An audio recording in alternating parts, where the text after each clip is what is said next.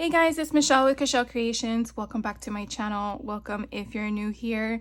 I've been really excited sharing with you the different ways that we've been making the golden books. And if you followed along the entire month, we basically made a golden book by keeping the golden spine and using a pen flip method to bind the signatures. The second week, we created a golden book, keeping the golden spine, but expanding it and then using fabric and elastic to bind the signatures. And then last week, we did a golden book, again, keeping the golden spine, expanding it, but using a cinch method. And I've had a lot of fun doing each and every one of them. And to be honest with you, they all give me happiness in regards to which one can be my favorite depending on the type of book I am creating. So I wanted this week to kind of do a collaboration with two books styles and kind of put them together and see what we can create. So what I'm going to do this week is basically share with you how I'm going to take week 1 and week 2, and we're basically going to expand the golden spine like we did in week 2. We are going to add fabric, but instead of using the elastic ribbon, we are going to use the pen flip method, which is the book binding. So we're gonna kind of mix things in, do a little bit of each, but this way you're having the flexibility of doing something together. If you did like these two options, it's kind of hard and difficult to incorporate a cinch option into the final project, but you never know what may happen, right? So I kind of wanted to just give you a quick intro.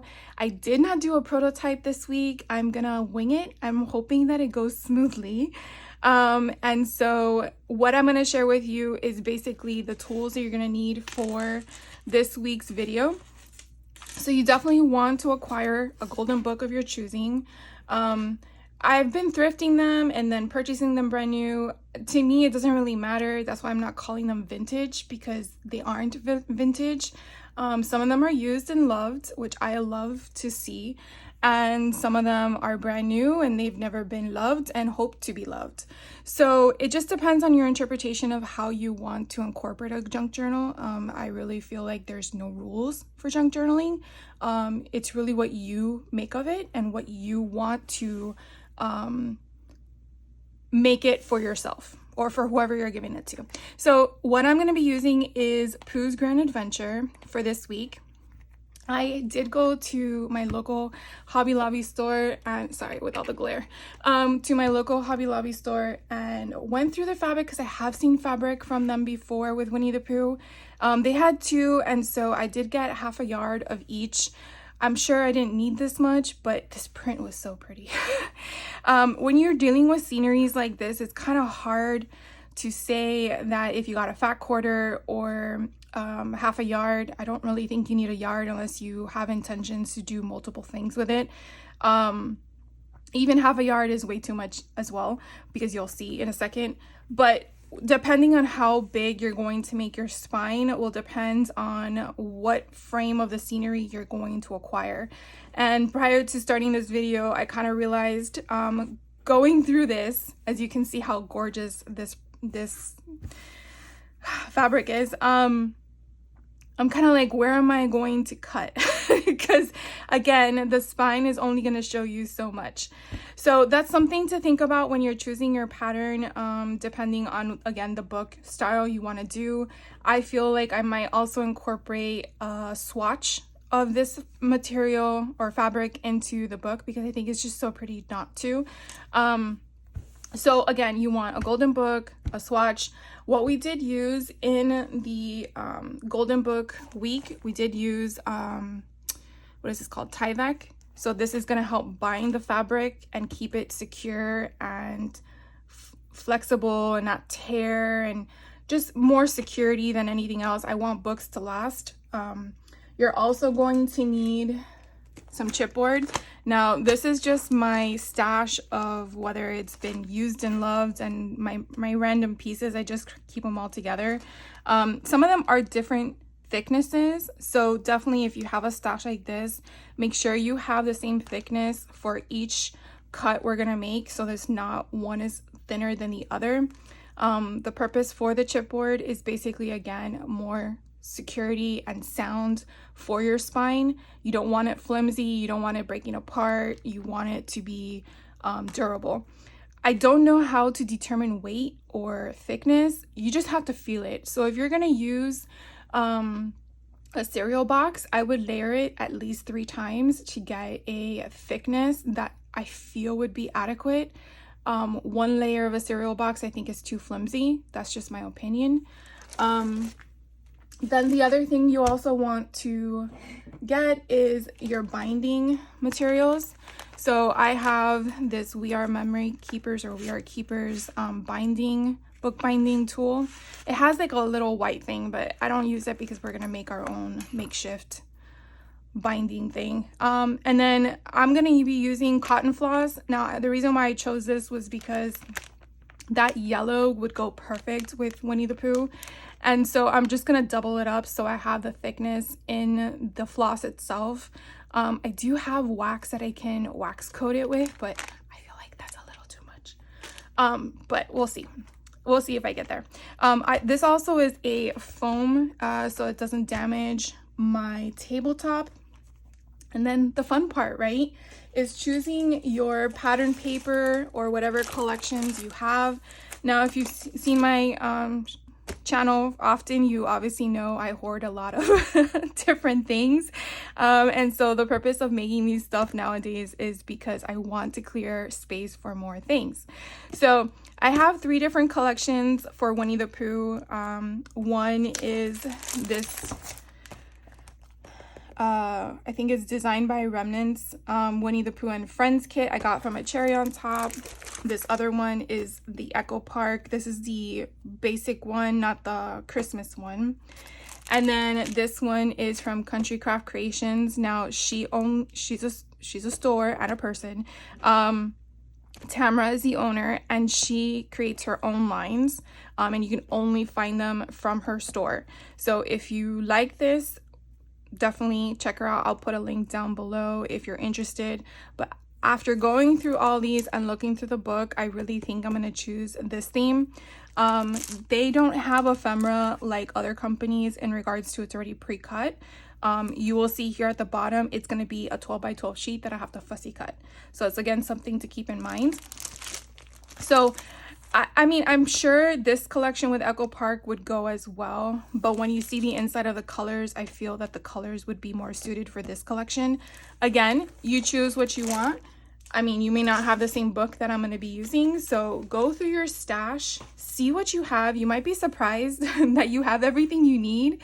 And then the other things that I would recommend to have is the PVA glue to adhere the Tyvek to the fabric and the chipboard. I don't know if regular, barely art glue or art glitter glue will work, because this is ideal for book binding to paper projects. Again,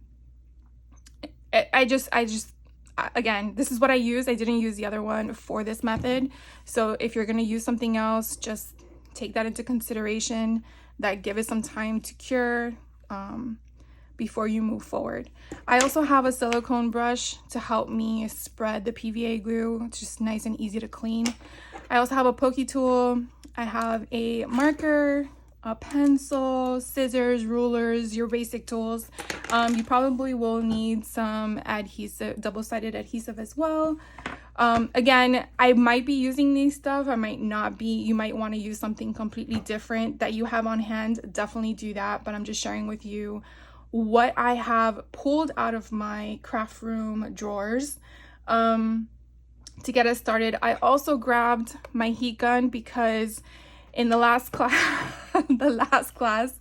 when I decided, let me try this method, oh my god, it has been such a game changer, that I'm just gonna keep using it, and I think it's pretty cool. So I don't really think you need an embossing gun. I think any type of heat gun, maybe even a blow dryer might work. You just don't want to have it sitting too long. Your main purpose is just to get that glue to reactivate, to take your pokey tool and kind of carefully remove it. Now this book is a lot older than the book I used last week, because last week's book was a brand new book, so we'll see how this goes. So I think that's all the info I needed to give you up front. I kind of already did a little bit of measurements. I want to see how many videos we can do with this so quickly because we've already done the 2 combinations into one. So let's just get started, shall we? So I have decided this time around to use my craft mat, only because I did not want my tabletop to be messy. So I'm gonna pause you for a moment. For you, it'll be a quick second because I don't want to shake the camera. Hold on. All right, guys, so let's get started. So we're gonna go ahead and flip the book back over, and we're going to remove the staples from the back. The back is where the staple has that prong go like this, and that's what we're gonna remove first. So I'm gonna go ahead and start up my heat tool and get this going.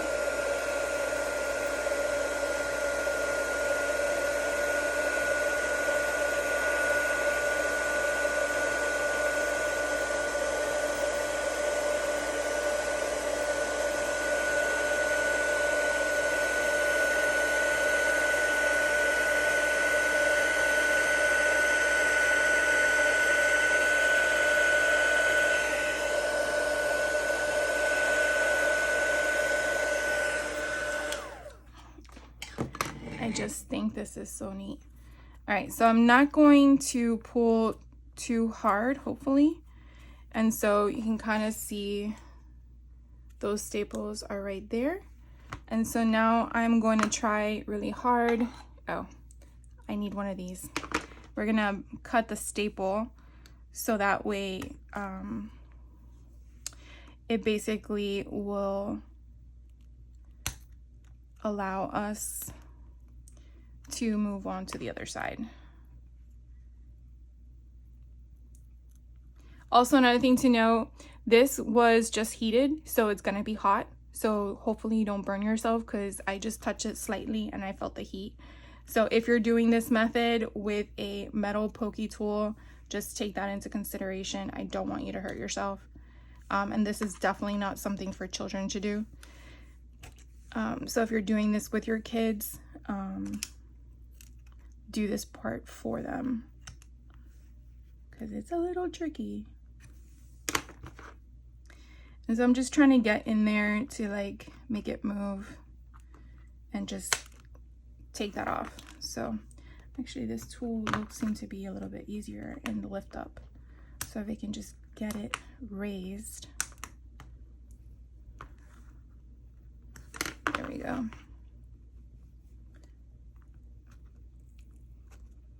And then just chop it off. So I'm gonna zoom in a little bit more so hopefully you guys can see what I'm doing. I know there's a little bit of a shadow. So I'm just taking my pokey tool and trying to lift up that staple, and then putting these pliers under here. These are just jewelry pliers. Lifting it up and then chopping it.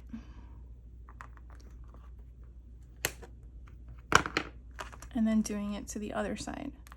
Now this portion might be a little bit hard if you can't squeeze, because you do have to use a little bit of pressure, so you might need someone to help you with this, just letting you know. And then there. So now we're done with this side. I always find it cool how you can see the name of the book in there. So now we're going to seal this up. Now I have used the Barely Art glue for this process. Either way, just remember that it does take some time to dry, so don't be frustrated. You just have to keep playing with it, and you just want to make sure that you're getting it all glued back down.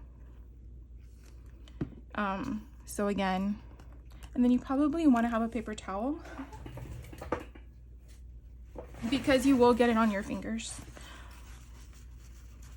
So again, you're just massaging it down. It's gonna take a bit, so don't be upset that it's, because remember, it's not paper, so there's nothing for the glue to adhere to. It's adhering back onto the book itself, which I believe is a little bit of a gloss finish. and it's a book. So it takes a little bit of time. So just, again, massage it down, keep going. Again, if you feel like it's not adhering at all, then put a little, see, like this part right here doesn't look like it wants to go down. So I'm just squeezing a little bit under there and then pushing it down again. And you see, like, this part here took fine, but I already see this part here coming up. And again, that's totally okay. Just give your book some love. And now another reason, if you didn't catch the other one, why I don't take the whole thing off is because I don't want the golden spine to lose its position. When you do remove the whole thing, even though I've never done it before, it's hard to explain my method of thinking, but you can really see that this is not even on there straight. That's okay to me because that's the way the book was created. I want to keep the authenticity of that. And so if you were to remove both sides, see here on the front, you can see that it looks pretty straight, but the back doesn't. And again, that's the way the book was made. So if you were to take this all completely off, now you have the front end covers removed. And now the problem lies is, well, what side was what? You know, and I don't want to have to deal with that. So my thought, I mean, there could be a better way to do this. My thought is just leave it where you're capable of just pushing it right back down. I mean, really all you need to do is remove the staple. And look, okay, good. I thought I messed it up. Okay, so the staple is removed from that side. So now what we're gonna do is we are going to remove the staple from the other side. So I will zoom you guys back out. So we're gonna use again the pokey tool and the heat gun. So you wanna go up to where your first staple is. That's my first staple, that's your second staple. You can kind of see the indentation. And I'm just going very lightly. I just want to get my pokey tool under it. And I'm just, again, look, very lightly, just taking this and just going straight across, gliding it with no force because I don't want it to rip. And then again, just making sure I got all those pieces.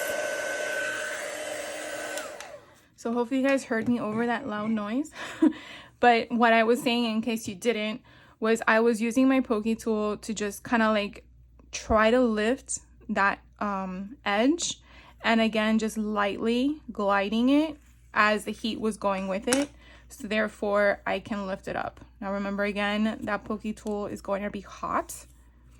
And here you will see the front of the head of the staple. Okay, I hope you guys can see that because the shadow is not great. So now we're gonna use our poking tool, and I just want to kind of like lift. Let's go in a little bit closer. I just want to kind of lift up on one side, and the trick is not going into your spine, which has happened to me multiple times because, you know, it's nothing you can do about it when it slips. But I just kind of want to wiggle that out. And again, this is an older book, so it's not a fresh bind. So it probably just needs a little bit of finessing. And again, I really want just one side to kind of give me, and I see it. It's fighting me though. Okay, so let's move on to the other one. Sometimes one side is better than the other side. Okay, so now we're going under. Again, I'm just trying to lift up. Now, if you're thinking about using staple remover, that thing has claws on both sides, and it's going to be very difficult to get in here and not ruin the golden spine, which is what we're trying to keep. So if it works for you, great. I know there are, see, I just poke a hole in it. I know there are other tools out there, but again, the thing is, you're going in a direction that you're just going to ruin the spine unless you're going to take this all the way back. And you can. I'm not saying you can't. Again, this is just what works for me. Man, this is really in here good. This is just what works for me that I'm just sharing with you. I've never had this problem before. Jeez.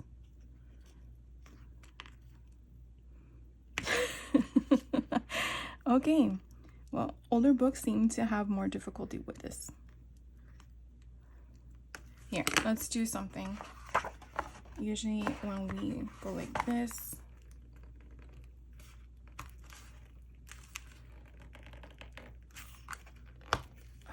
okay, so you see how the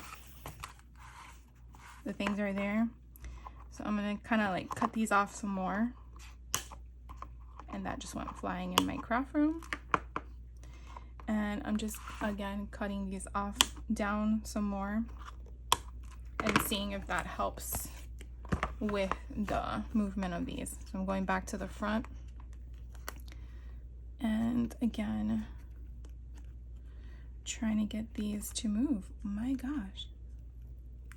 Okay, let's keep going then. All right, since we got this lifted, we're just going to take up, we are going to take up the 2 signatures. Now the signatures are in the book are kind of like chapters, if you want to call it like that. They're just sections in the book that kind of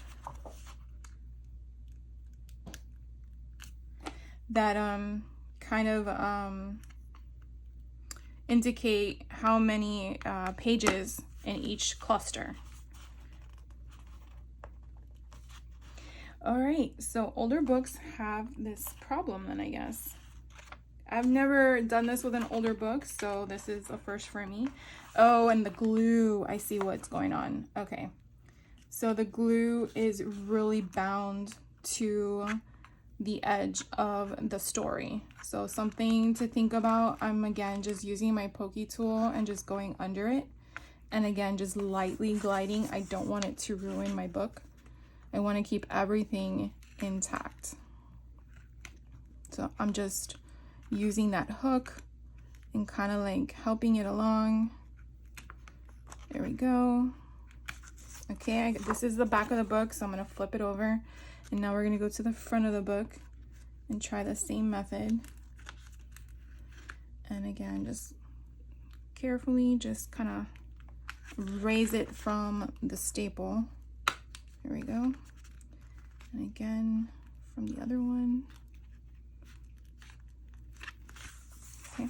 When one side is giving you a hard time, just move on to the other side and eventually it will work out. Okay, there's one. Come on.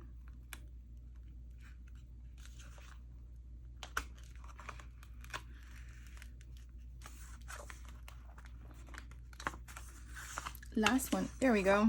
All right, and that's the front. So again, I'm flipping it over. I don't want to lose my position. Okay, so here we go. It's out. Let's see if it now will do it.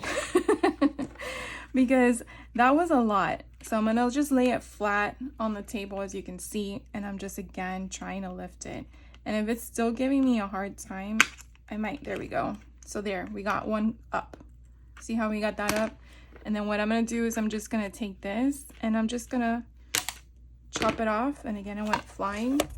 And then the thing on the other side, I am just gonna pull right out and we're done. So that whole thing is completely gone. So now we're gonna do the last one over here. And I'm gonna use my pokey tool and I'm gonna go in. And there we go, we got it up with a hole in the thing. And I'm gonna use my pliers and lift up again. Now let's see if I can just pull it right out. Nope. Okay, so I'm gonna do it my way then and just cut it.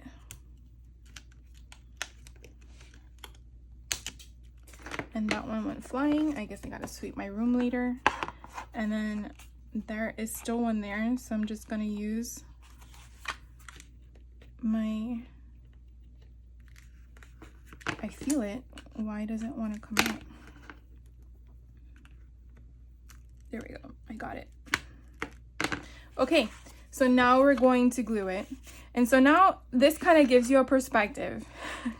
You see how there is, I would say like an eighth or a quarter of an inch gap in between the two front and back covers? That's something that if you were to take this completely off, you wouldn't know to do, and you might be putting them back together differently. And the other reason why I don't do it is because once I glue this side down, I am going to slice it in the middle as even as I can, because I'm going to wrap that little tiny golden spine left into the other side. So therefore I can get that impression that it is wrapped around on the inside, even though we know it's not. No one needs to know that. So again, I'm just gonna fold this over and take my time and make sure that all of the spine, the golden spine, is back down onto the hardcover.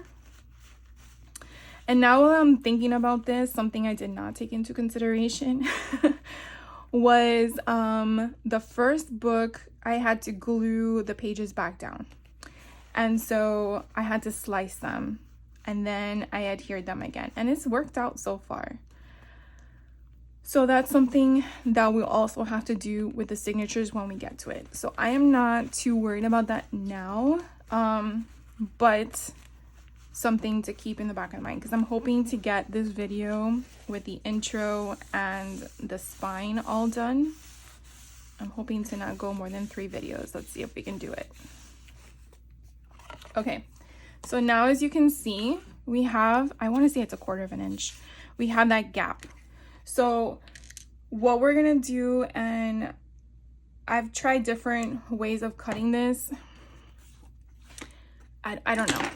Whatever works for you works for you. But for me, what seems to work for me is taking my paper trimmer, opening this up, fitting this here, putting it up against and trying to find the middle visually, and then taking an X-Acto knife and slicing it. The reason being is because there is a gap between the height of the chipboard and that piece. My paper trimmer is not going to reach it. The other thing, you're probably thinking, oh, why don't you just flip it over? That's great. You could probably do that. I just don't know if you're going to be able to see where the middle is. So these are just things that I've thought of. I also tried using Tim Holtz's paper slicer. Again, just the blade just wouldn't reach it. So my fix to it is just getting an X-Acto knife. And again, be very careful you don't slice your fingers. So take your time. There is no rush at all. You can pause me as long as you like. I do not mind being paused, fast forwarded, whatever your heart desires. I'm here for you at your convenience and your time frame. So I am going to, again, eyeball it, and I'm just going to use this. I have this Fiskars paper blade thingy. So I'm just going to hold this down and I'm just going to find the middle. I feel like if I go up to the front, sometimes it catches and gives me that whatever feeling, but gathering. So I'm just gonna go little by little, and this has a lot of glue in it. So again, not sure how old your book is, so definitely take your time, make sure that you're getting it and you have a clean cut. Okay, so you can hear it gliding through, but this top part, there we go. So now we have 2 pieces.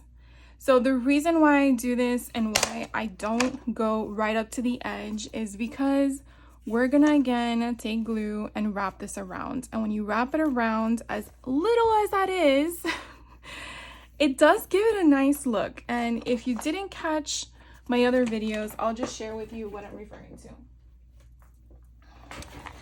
Here is the ones in week 2. So I don't know about you, but I find that very pleasing to the eye. it looks like it's exactly the book spine that and you're like, how did you do that? That's exactly how I did it. I got it I tried to make it as clean as I could. And then, you know, I know you can't see everything in this view, sorry, but you can kind of see how it just looks pleasing to the eye. So that's why I do this craziness, because it's just pretty. So I'm gonna do one with you on camera, and the other one I'm just gonna go off because I don't think you need to see me doing it twice. So basically what I'm gonna do is take your time. Remember, this glue, even though this part here on the inside is open chipboard, this part still is very thin and fine, and sometimes the liquid adhesive does take a minute to adhere. So don't be frustrated if it's taking you longer than expected. It does take me a while of a lot of finagling to get it to stay where I want it to stay. So I don't think you can get double-sided adhesive in there. I think that's very tiny, but hey, if you can, great. So again, I just put the liquid adhesive in there, and I'm just taking my fingers and I'm rolling it toward myself. Okay, so I'm just rolling it in, and again, I'm gonna get sticky fingers, and that's fine. And as you can see, it then goes back because it doesn't want to do what I'm asking it to do. And you just gotta keep massaging it. Again, it'll eventually stick. And if your glue you feel is dry, then add more adhesive. Remember, this part here is gonna be covered because we want to make that flappy thing a little bit more secure so it doesn't break off or anything like that. If you're one that likes to bind the inside of the cover or decorate the inside of the cover, you can definitely extend the measurements that I will give in regards to how I put this together. I don't. I like to see this whole thing. To me, is just so pretty. And it kind of gives its authenticity of the book. Like Kayla's name, I'm not gonna move that. To me, that's just perfect. A girl named Kayla had this book, she loved it, and then she no longer needed it. She passed it on. So, if the person who receives this book, if I end up selling it, wants to cover it up, that's their desire. But I don't like covering that stuff up. I think it's just, it tells a story. This side is giving me a hard time. So sometimes I'll just sit here and hold it, and then just wait for it to adhere. But eventually it does. It does what you want it to do. You just have to be patient. So once that is done, then we're gonna move on to the next step. And the next step will be cutting our chipboard, cutting the fabric, and all that jazz. Okay, so off camera, so right now we have this beauty. As you can see, it gives it that nice crisp look. This is the back of the book. Okay, so I'm gonna go off camera and I'm gonna do the other side, which is the front of the book, and then I will be right back. Okay, so both book front end covers are wrapped, as you can see. Hopefully you can. I don't know how to fix the glare is my problem, because I feel like no matter which way I go, you'll get it.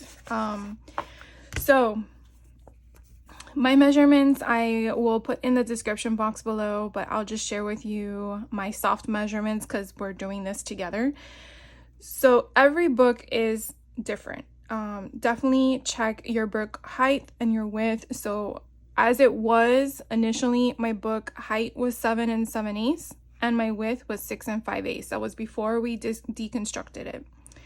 Then what I'm gonna use for my chipboard, the spine, I am gonna make 1.5 inches wide.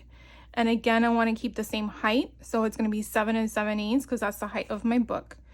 If you want a wider spine, then make that spine bigger than 1 and 1.5 inches wide. I would say every you want to have a gap in between every signature of 1/2 inch. So for every 1/2 inch would be one spine. Sorry, would be one signature. So for a 1.5 inch wide spine, you should be able to get in there 3 signatures, again, depending on how thick you want them. I think each signature I did for the 2, so a 1 inch spine gave me 2 signatures, and I put in each one, I think it was 24 pages. So back and front was 1 page, so one thing would be 4 pages, because 1, 2, 3, 4. I don't know how to explain that. It would be 12 inserts. Does that make sense? I hope I make some sense to someone. I know our brains compute very differently, so I'm just trying to think outside the box as to how it can make sense to you. Inside support. So I am choosing a 1 inch in width, again by 7 7/8. And what this support is supposed to do is here is our normal movement of our book. I don't want that, which is the spine of the golden. I don't want that to be movable. So I am going to put a chipboard here to allow it for no movement. So the movement would be the entire book, okay? Does this matter? I really would not know. I've never done one without one, but in my mind, this works logically for me, because I'm not gonna cut it. I've seen people cut it. I cringe when I see it. It just bothers me in my mind. I'm like, oh no, it's like nails on a chalkboard. I can't see it.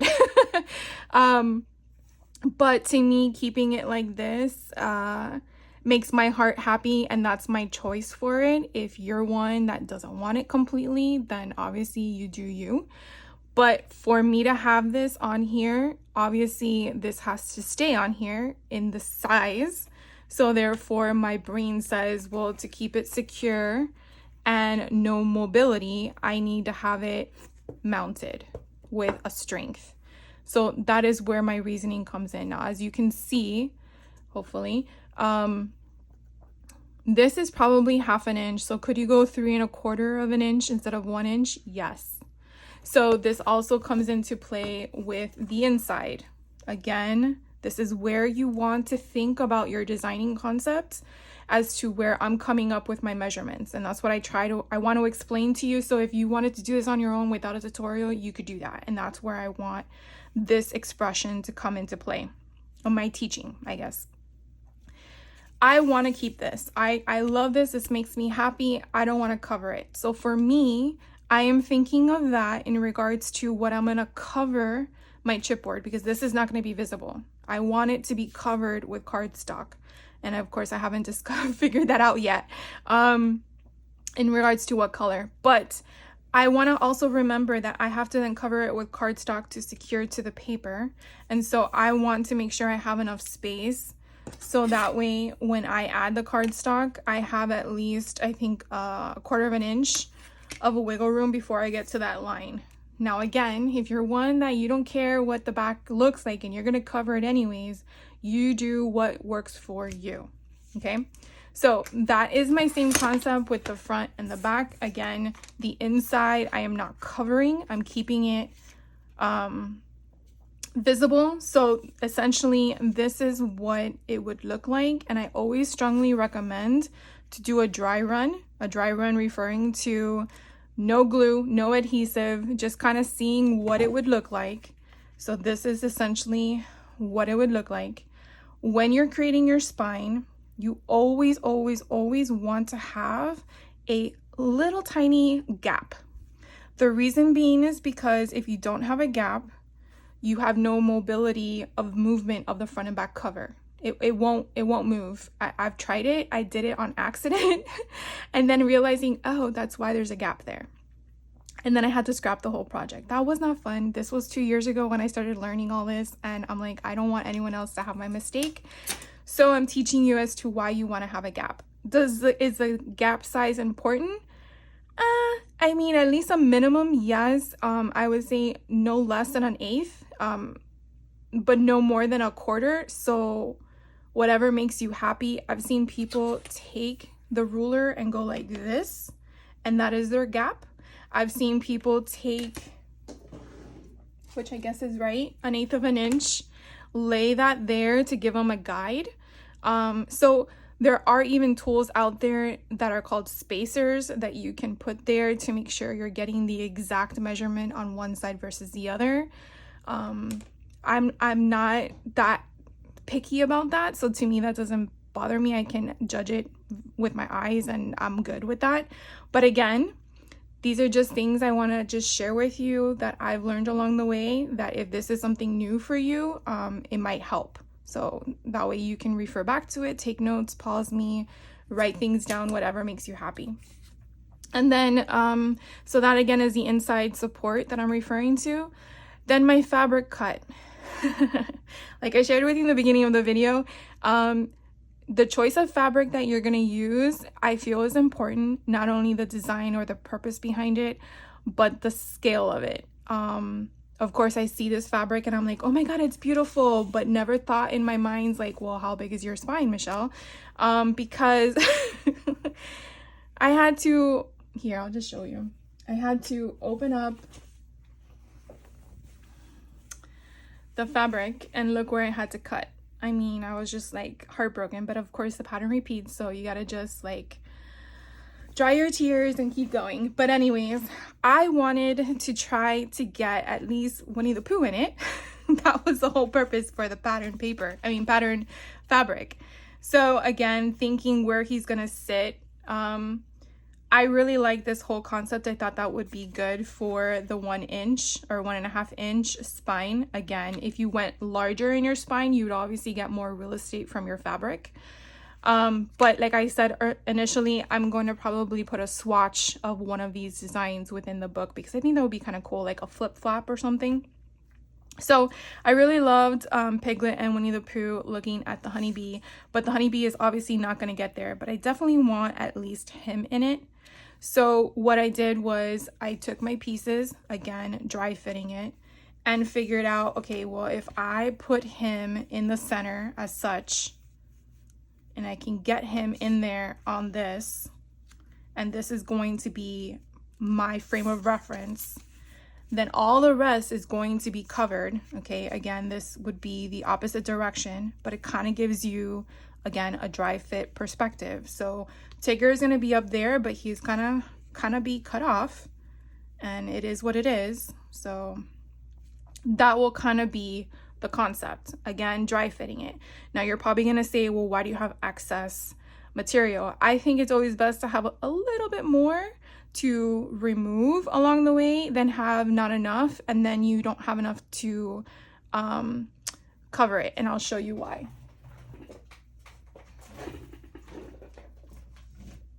So the first book I made with this concept was the unicorn one, which I shared in my video, and I know it, so I'm sharing it with you because you probably don't see it.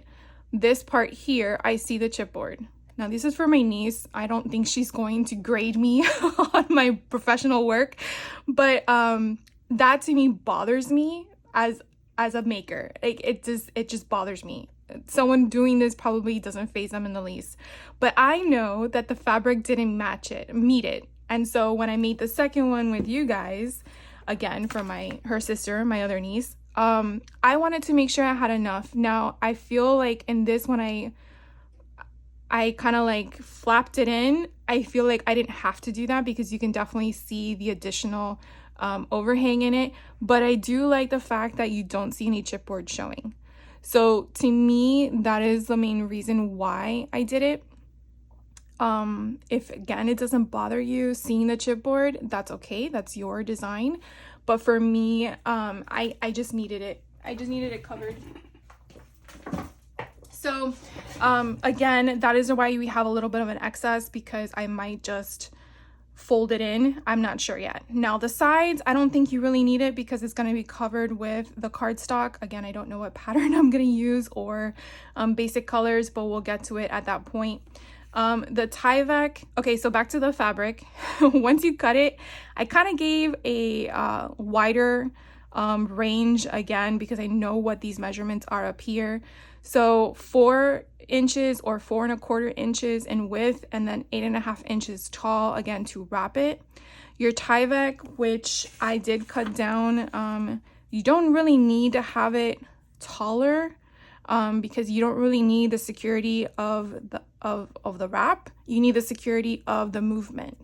So what I'm important with is this portion here. So I did 4¼ by 7 7/8 because that's how tall my book is. And I did 4¼ because, again, I'm just gauging where my placements of my chipboard is gonna go. And because each one really totals, what, 3½ inches, I gave myself a ½ inch of, or I guess 3/4 inch of wiggle room. So again, this kind of just gives me whatever my space is going to be on the inside, and I will have a tiny bit of a hangover on the outside. So that kind of gives you a guideline as to my methods, my crazy methods, in regards to where I come up with these measurements, how I do it.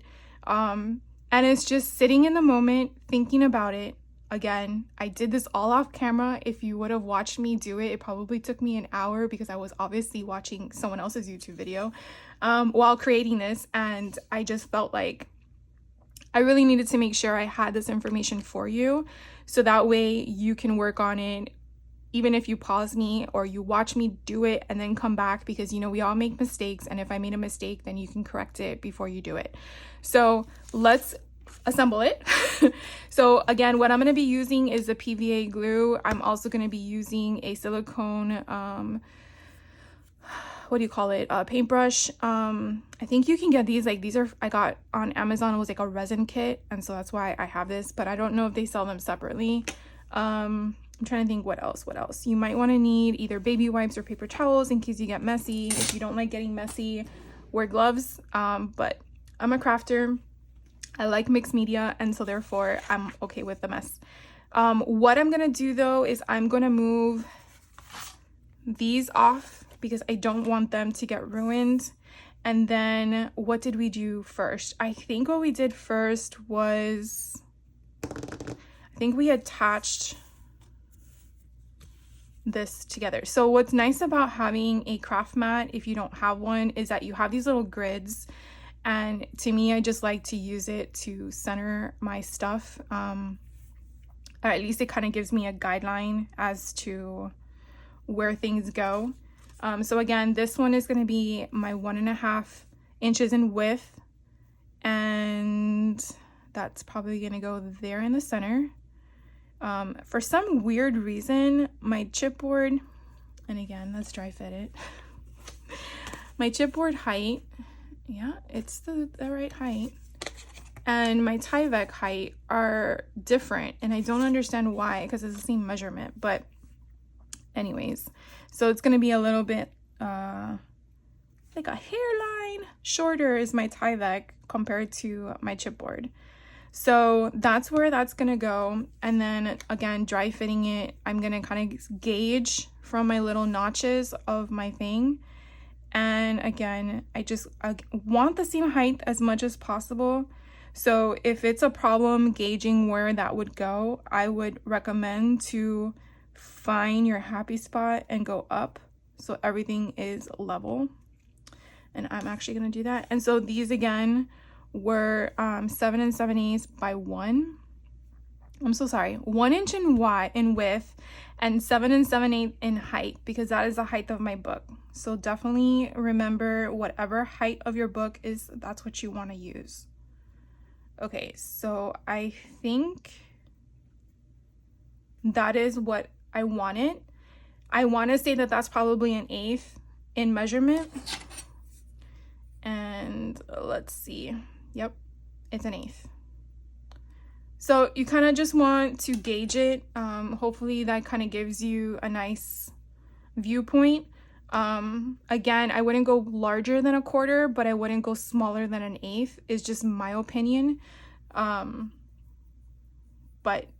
you try it out, see how it works for you, and learn what measurements you like it, because sometimes people like things more flimsy, more mobile than tight. So it just depends on your frame of mind. If you have a wider gap in between these two, it might be fun to add more flips and flaps in your book. The thicker it will be more flexible to have more thickness in it or chunkiness in it. So again, we're designing it how we want it to be.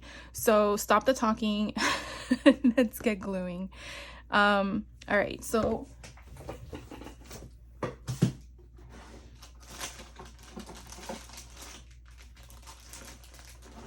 I'm gonna have some baby wipes on hand because I feel like last time I got really messy.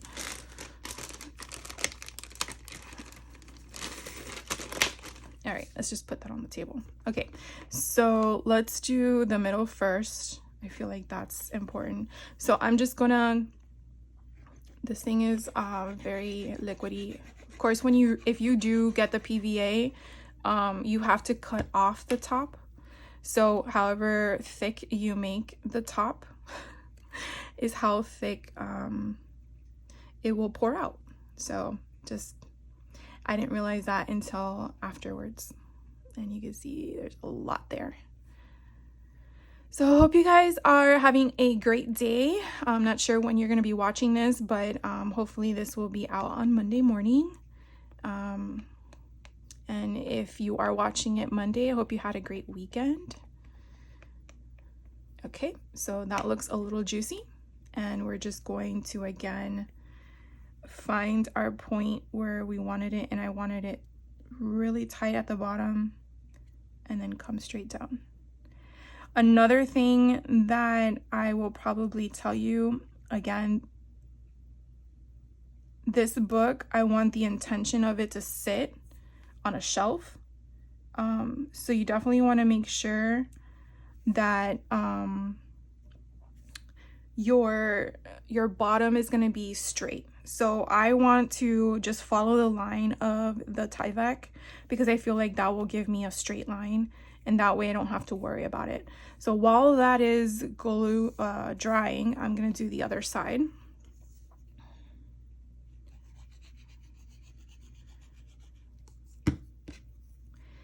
And then we are going to line them up again. So I'll put this one down and then I'll do the other one off camera because I'm sure you don't need to see me do all of them, I guess. But I want to get all this done so then on Wednesday we can work on the signature. And I would really love to know if you guys like to see me pull paper and create them, or if you guys just want to see the finished product, because to me, sometimes I like watching how people think by pulling stuff, and then I like to see the finished project. Like, I like both, but you know, some people don't like that, and I'm not sure if you guys have enjoyed me sharing with you little things here and there. So I'm just matching that again at the bottom and going straight up and making that level. So I'm going to go ahead and do the other side, and I will be right back. All right, guys, so I glued everything down. I also flipped it over and kind of took my bone folder and massaged it out to get all the excess glue out. Now, something I definitely want to make sure I pay attention to is my top and my bottom. So I'm actually going to put B for bottom and T for top, because when I flip it over, you definitely will see that this is going to be my top and this is my bottom because it's flush, because I wanted to line it up with the Tyvek itself.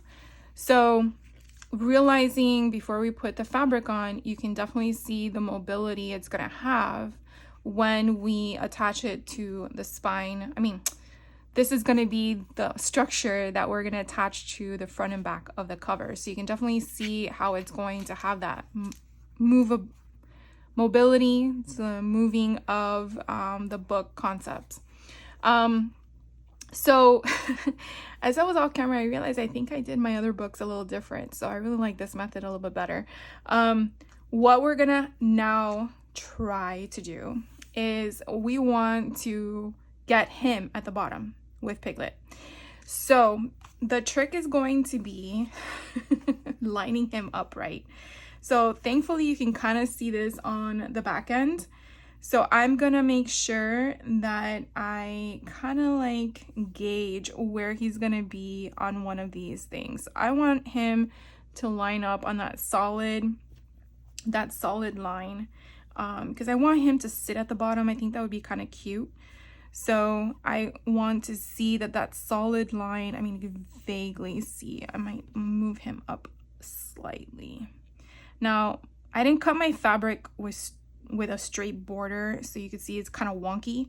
I didn't think it's gonna matter, so hopefully it doesn't. But now what I want to do is kind of like execute him as my focal point, and I want this to go right here. This is sort of where I want him. So I'm hoping if that were to be the case and I were to go like this, okay, I see no Pooh, which I want, and I see the back end of Pooh. So that's exactly where I want him. So I'm gonna kind of like do a marker and hope that doesn't go through. Perfect. Because we are now going to dress up the Tyvek, so therefore he is down correctly. So let's get out another wipey. That wipey went it down. All right, and I'm gonna use again the PVA glue, and I'm going to be using my silicone brush. It's just so much easier. You just use a wipey and you wipe it off. So let's get this going. Hopefully nothing moves. All right, so this is gonna be a little bit of a challenge. So I'm going to glue all of this up, and hopefully it doesn't dry before I put it down. So I'm gonna move very quickly. And again, I want to get it everywhere that my chipboard is going to be, at least for now. The excess on the sides, I'm not so worried about. And as you can see, the movement of this goes pretty fast. I don't know if it's because of the silicone brush, but it moves really fast. So I need a little bit here. All right, and then we're just going to pray that it works. Okay, so now we're gonna, again, bottom and top. I'm gonna do the same thing, line him down. And it is what it is. And whatever I get, I'm not gonna throw a fit. Okay. I'm gonna flip him over. I guess some of the glue came through already. My tabletop is so sticky.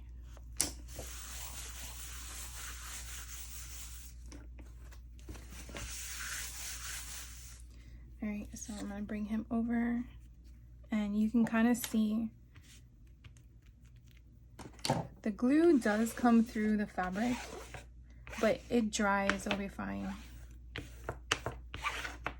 That's why you don't want to be too heavy on the glue when you're adhering it. So let's just, oh my God, he's so cute. And then you get a little bit of Tigger. Okay, I'm very, very happy with that.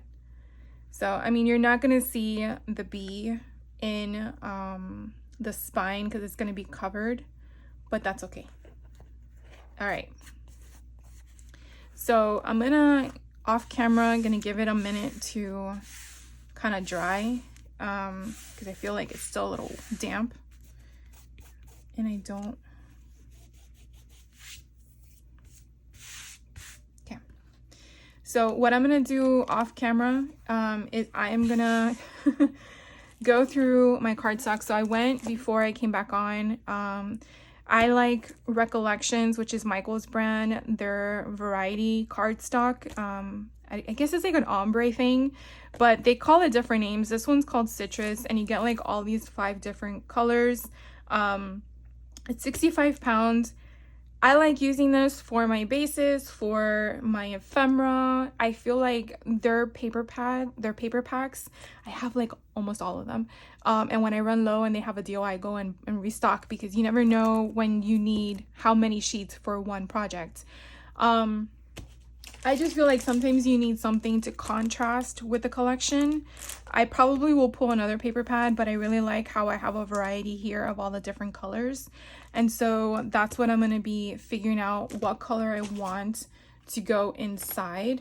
And so what I deem as the color choice in my perspective is I go through the book and I kind of look at the colors, because sometimes, and I will tell you this, don't judge a book by its cover, because sometimes you see these colors and it's not the same concept on the inside, and you're like, oh, I thought this collection would go, and I don't know. So when you go through your book, whatever book you chose, you can kind of see some of the color concepts, as you can see here, go beautifully. Now remember, depending on your design style, I personally do not have this as my first page when you open up my junk journal. This is sometimes the 5th page in. So don't look at this and say, oh, well, I need to have a color to match this because that's the first page of my book. If that's what you're choosing, yes. But I don't do it that way. I add cardstock, I add random book pages. I do many different things before I get to the actual part of the actual book. So I just like looking to see what collections work, what colors work, where I can draw in color themes. You can definitely see some blues and purples in here, so I'll probably look for another pack. But he's really more of an orange bear in this one than a yellow one. In the fabric, as you can see, the differences. So here he's more of a yellowish tone to him. Here he's more of an orangish tone to him. And again, I found out this book was made in 1997, and you know, everyone's illustrations can come across different, but I do see, you know, some yellow in the rabbit and in Tigger, and that will also draw in along with the concept of the scenery. So in that idea, I don't know yet, so I feel like this color here might work. And obviously you can tell I'm killing time as that dries, and it's trying to figure out where that color lies in the pack. Okay, I think it's that color. It's like a tangerine, right? I mean, that's orange, but this one I feel like it's in the middle of the two. So this is when I will then cut this down. So looking back at my measurements, the cardstock on the inside, so we can do a little break. So cardstock inside spine.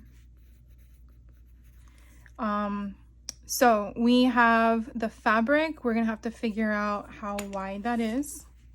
So the question is going to be, am I gonna just cut this here and then let it overhang? So this is where you're going to think about how you're going to position it. Obviously, you don't want it to be excuse me, you don't want it to be taller than your height of your book. So it's definitely going to be 7 7/8. Now, if you don't want it to be the exact height of your book, you can bring it down a notch, and I think a notch down would be 3/4. So we can do that, so that way you can see a little bit of the material coming through. So then the question is going to be on the width. So right now where the chipboard lies, it's actually 3 3/4. If we were to bring it out to where the Tyvek is, it would be 4 1/4. So for right now, I think we're gonna dry fit it to be, see, I don't think I want it to be past that. So we're gonna make it 4 1/4, 4 1/4, 4 1/4 by 7 3/4. And so that's gonna be the inside of our spine. once we attach this. So I think this is dry enough. I think I killed too much time already. So now what we're gonna do is we're gonna fix all this. So again, we wanna make sure it has flexibility, right? And we are going to do what? We don't need too much here, so we're gonna trim some of this down. Remember, we don't want too much bulk. So I guess you want to just have, I like keeping these, you never know when you need a little piece of something. All right, so this would come down like this, but you don't want to have too much of a flap. So this I think is a good size at the bottom. Think. Okay, so we're gonna,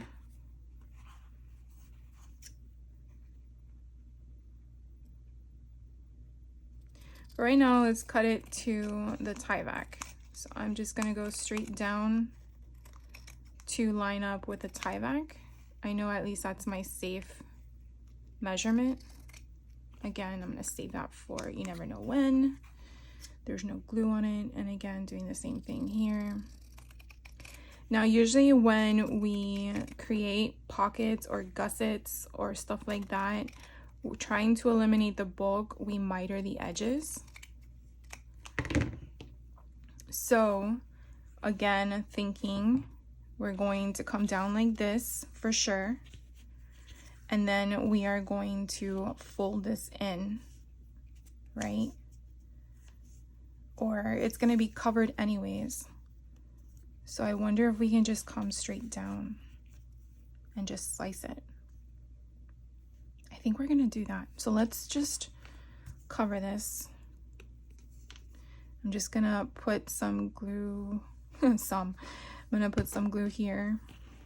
I am a righty and I went left. And we're just gonna, again, you want to make sure it stays. So get into those little crevices. And we're gonna bring this down, and I'm gonna do it tight as I can. And again, you will have glue come through that fabric. And I'm gonna use my bone folder to make sure that we get those seals, that crevice. I guess this would be the messy part. So if you don't like to get messy, this might not be a project for you. What am I looking for? These little flyaways, is it materials? All right, so that's down. We're gonna do that same thing to the other side. It's so cute. All right, and the same thing here. We're gonna put glue. And again, go in the direction I work in and put it down. Getting it on that little crevice at the top is not gonna hurt anything. And again, in those corners. Remember, you want it to last. And again, you're gonna push down, and again, glue is going to get on your fingers. So just take note of that. You're gonna use your bone folder and go in the center. You see where all that glue is coming out? That is okay. And then instead of using your hands, use your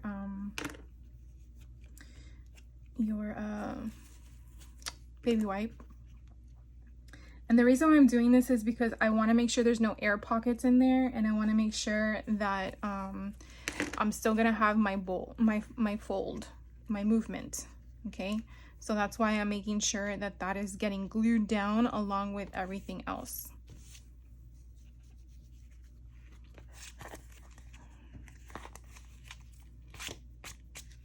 Okay, so if we had the book, this is what the book would look like. You would have the front and the back, and that is our lovely book. Now, of course, I just realized you're gonna have holes poked here because remember, we're doing a pamphlet punch, pamphlet sewing, and my sewing is gonna be yellow. So, you know, it is what it is. It's the point of that it's gonna be cute regardless. All right, so now we have all of this goodness. I am going to I'm gonna do it. We're gonna trim it down to right before that marker because it's gonna be covered up with cardstock. I don't see a point in gluing it and creating more bulk when it's not, I think it's pointless. Okay, so again, I'm doing the same thing.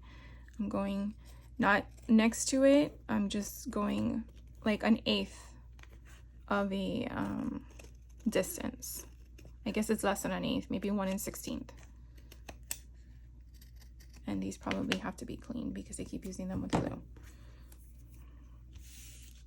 Okay, all right, we're good. So now it really turns out to be what?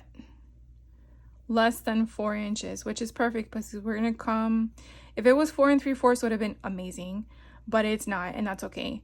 So we are going to cut it at 4 1/4, but if we wanted to, we can go to 4 5/8 for our cardstock. So I'm gonna make a note of that with my paper. Where did I put it? Over here. So maybe it's gonna be a 4 5/8. See, this is where, you know, you got to remember we're working it through the process. All right, so now we're gonna do the final part for the video, and we are going to adhere the spine we created to our book. So this part isn't, again, everything is important, but this is also another important part to make sure that you're putting them in the right order and placement. So this is a spine, this is the way the book is going to go, and we are going to tuck it like this. So if you're working the other way, which I will be, you're going to want to make sure that if you're working this way, which we will be, you're doing it in this direction. But again, you want to make sure that everything is going to be in the upright, makeshift, whatever it is. So we're going to do one side at a time. And we got to make sure we know where our binding is. So I like to use our grid again. And so that is where we want to be. And trying to make sure, see, I think this is where I did the opposite. Okay. Can't use. Okay, let's use that solid line. Okay, so I want where that solid line is where I'm gonna place this. So that is going to be my marker. Okay, so this is how I'm gonna work it to make it work for me. So I hope you guys can see that. So I want to make sure that that is where it's going to butt up against my book. And everything is straight, another important factor.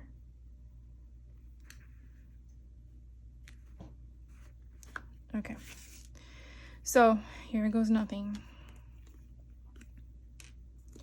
Now I don't want to put it too close to the edge. I'm just gonna go like this, and I'm going to you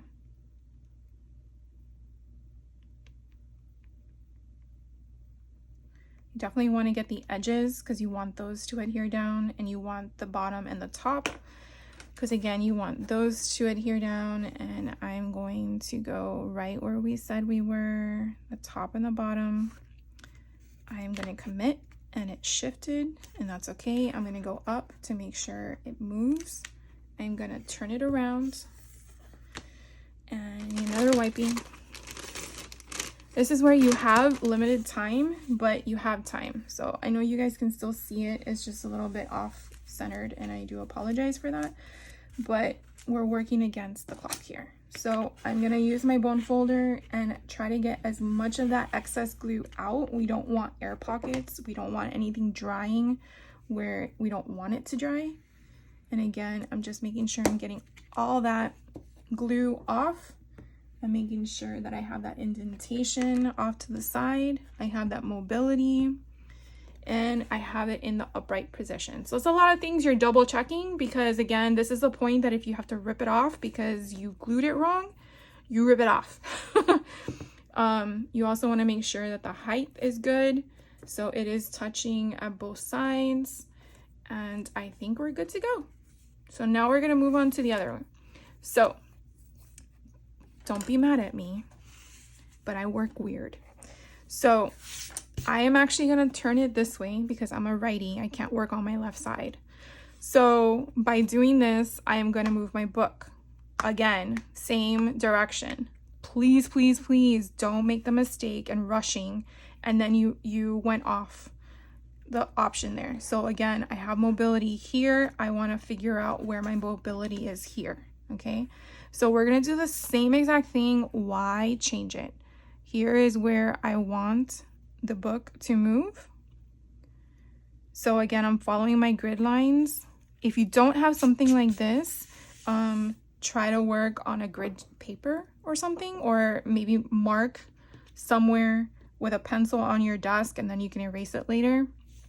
So you can follow your own grid pattern. But again, this is upside down, upside down. Okay, we're good. This is where I'm going to place it, right here as well, and we're going to go. So we're going to see, I do have Tigger. I mean, his nose is cut off, but I really like how we got that whole concept in there.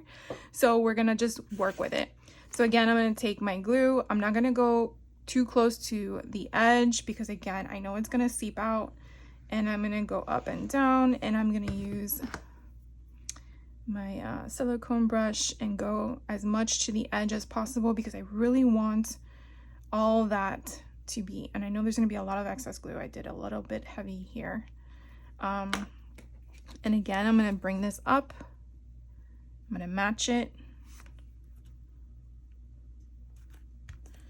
Okay, I'm going to turn it over. Hopefully it didn't stick. I'm going to remove all this excess glue. Hopefully you guys can still see me. And I'm going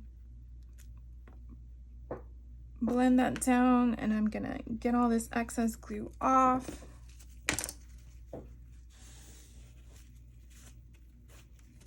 Make sure it moves, it moves. Make sure, oh, look, more excess glue. I don't think it really minds, but I just like to have it. Let's check the other side.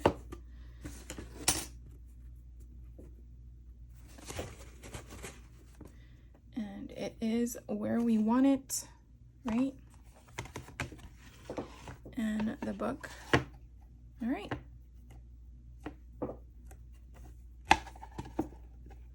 So guys, what do you think? Now we got to do the inside. I know this is taking longer than an hour. I was hoping that it would have been under an hour, but it is what it is. So we're going to do this real quick. I'm going to pause you for a moment so I can cut the chipboard, the cardstock, and then we are going to place it down. It gives this a little bit of time to dry, and then we'll be right back. And I'm really, really excited how it's turning out, so hold on. All right, so let's wrap up this project. I went ahead and I cut a 4 1/4 by 7 3/4, and I didn't like how short it was, and I didn't like the contrast of the fabric. So I went ahead and cut another sheet that is still 4 1/4 in width, but to match the height of the book. So it's 7 7/8, and I like it a lot better. So we're gonna go ahead. I already mat it with double-sided adhesive. So we're gonna go ahead and remove this. I'm also gonna add some of the PVA glue on this as well, especially in the crevices. I know it seems redundant, but I don't know, I just felt like I think I did that before, or what do you call it? I don't know. I don't know what to give you as my explanation. Sometimes I just like to do more than I need to. So I probably shouldn't have done that until I put down the glue, but we're gonna go ahead and add some glue to this fabric, and a little bit on the bottom, on the inside, and a little bit here. And I don't really think I need a lot. I just need to give it some additional, I guess, assistance is probably the correct word to use. And like that.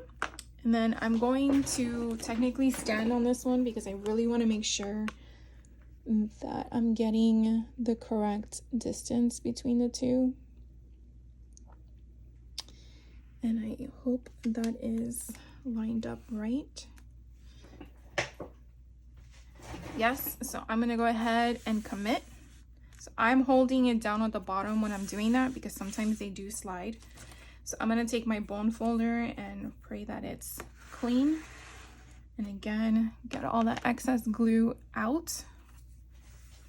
And this is a part where you definitely have to make sure that all the bubbles are out. And we are gonna go through this. And then again, I'm going to come down because remember we have like a little gap here. Remember we did not fold in the fabric, and so there's going to be this little crease, and it's just basically keeping the security of the two. And I'm going to do the same thing on the other side. And I like to flip my books, and you see I have more on this side than the other side. Well, that's a bummer. I thought they were the same. So it is what it is, right? And now we gotta do the creases. So what I suggest, again, make sure your bone folder is not a pointy one. I had one of those and I got rid of it because it kept eating my paper. And so what you want to do is kind of use the curvature of it, not a pointy portion of it. And you're finding where that fold is. And so if you're not sure where the fold is, definitely just kind of like glance off the side of the page, and I can see mine is right here.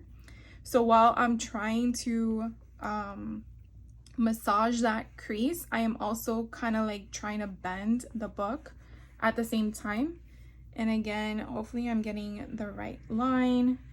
And again, I'm just making that indentation, and I want to get all that glue that I put in there kind of like adhering to the paper. And I am changing the structure of the paper as well, the cardstock that I chose to go with it.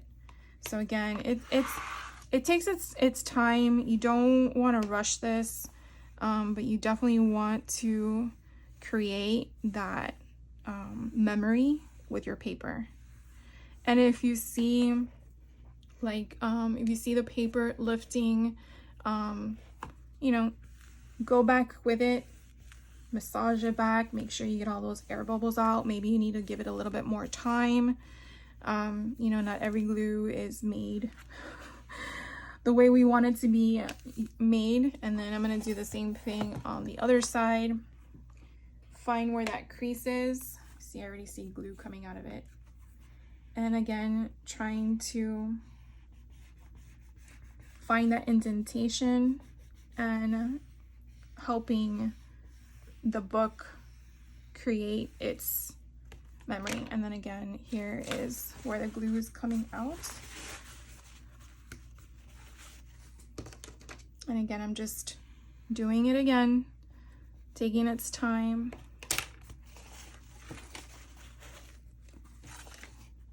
And trying to build that memory of getting all that glue in there and trying not to break the book. And this is basically helping the book have its strength.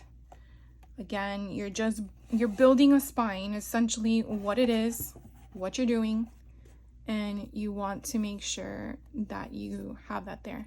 You know what I just realized I think I did? I just realized this. In the first two, I think I built this up twice because now I'm seeing how this is thicker than this, and I just realized that's what I did. So we now see what happens when it's not too thick, because I just saw that this is a little flimsy from all the glue.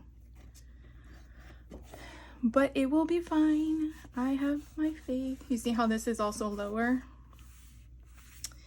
You know, it always amazes me how your mind works, because I did this like a month ago, and I have to actually go back to my own videos. So now you see where these two have 2 things of chipboard. This only has 1, and I believe I did it with 2.